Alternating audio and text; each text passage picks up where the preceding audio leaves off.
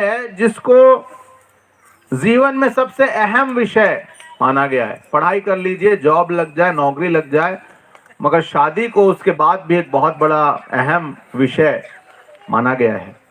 उसके बाद घर बनाना और सेटल होना वो एक दिगर विषय है, मगर शादी को बहुत बड़ा विषय या बहुत अहम स्टेप लेना कहा गया है जीवन के अंदर, पूरा जीवन चक्र में।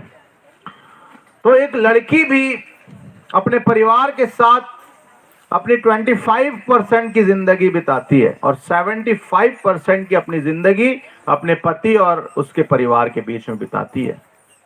इसी प्रकार ये बहुत बड़ा अहम विषय होता है जीवन का, और इससे निर्णय को बहुत गहराई से लेने की आवश्यकता होती है।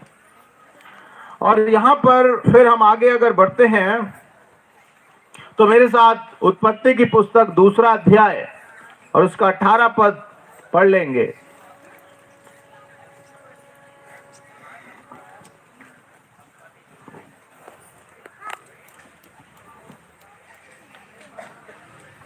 फिर यहोवा परमेश्वर ने कहा, आदम का अकेला रहना अच्छा नहीं, मैं उसके लिए एक ऐसा सहायक बनाऊंगा जो उससे मेल खाए।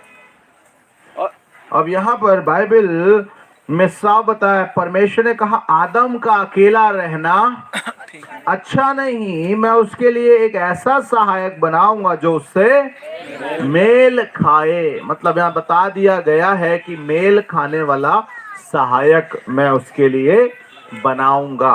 हालेलुया, जो उससे मेल खाए।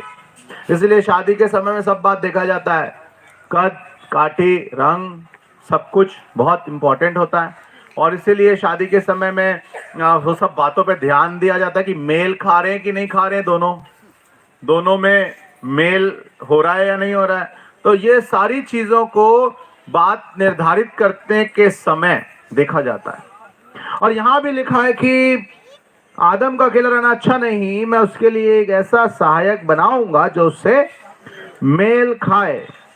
और 21 पद में लिखा है, तब यहोवा परमेश्वर ने आदम को भारी नींद में डाल दिया, और जब वह सो गया तब उसने उसकी एक पसली निकालकर उसकी जगह मांस भर दिया, और यहोवा परमेश्वर ने उस पसली को जो उसने आदम में से निकाली थी स्त्री बना दिया और उसको आदम के पास ले आया। तब आदम ने कहा, अब यह मेरी हड्डी में की हड्डी और मेरे मांस में का मांस है, इसलिए इसका नाम नारी होगा, क्योंकि यह नर में से निकाली गई है। यहाँ पर साफ कह दिया कि अब यह नारी होगी क्योंकि अब ये नर में से निकाली गई है। हालेलुया। इसीलिए हर एक के लिए एक जीवन साथी या उसकी पसली, हम कहते हैं कि वो इस संसार में है। और आप लोग जो ऑलरेडी अपने जिनकी शादी हो चुकी है, जिन्होंने अपनी पसली को पा लिया है, वो लोग अपने जीवन में एक प्रेम का संचार या प्रेम के साथ अपने वैवाहिक जीवन को आगे बढ़ाएं।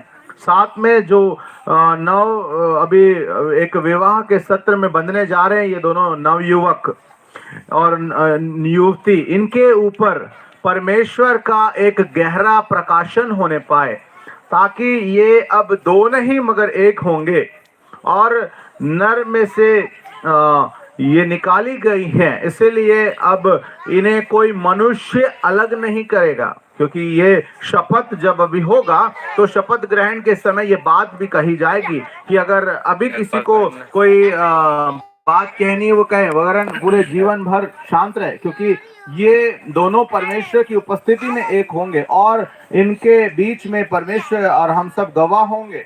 इसलिए हम देख सकते कि विवाह सब बातों में आदर की बात मानी गई है, या ये पवित्र विवाह आदर की बात मानी गई है सब विषय में।